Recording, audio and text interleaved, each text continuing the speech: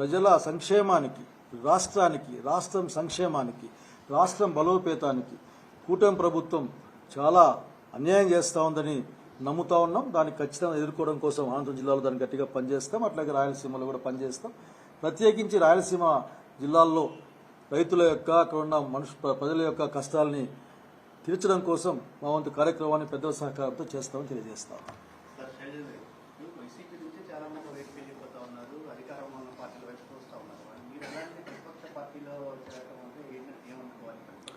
I told politics are not the business. ఇది వ్యాపారం కాదు.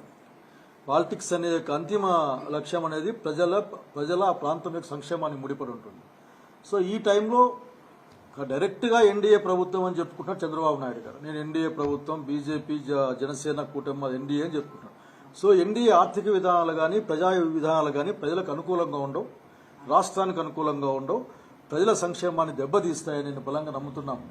So this is the platform to work. At the same time ఎంత ఇబ్బంది వచ్చినా సరే మొక్కవోని ధైర్యంతో పనిచేసే నాయకత్వం కూడా కావాల్సిన అవసరం ఉంది. ఆ నాయకత్వం జగన్ రెడ్డి ద్వారా వస్తుందని బలంగా నమ్ముతా ఉన్నాం. So we work for that.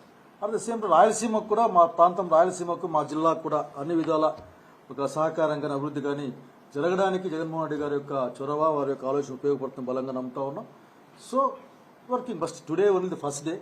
But I cannot ఎక్కువ విషయాలు నేను చెప్పేవి నాకు ఏం లేవు.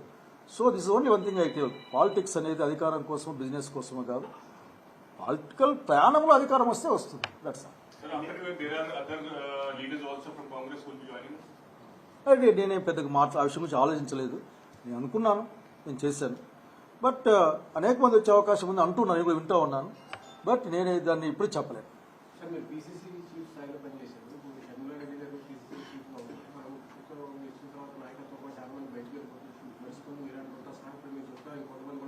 నేను చెప్పలేదు ఇక్కడ.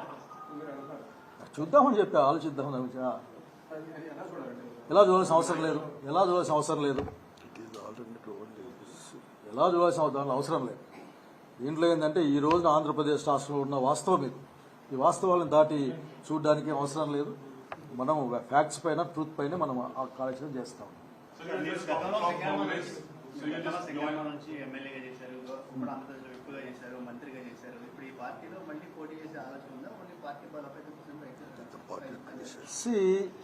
ఇంతకుముందు చెప్పాను.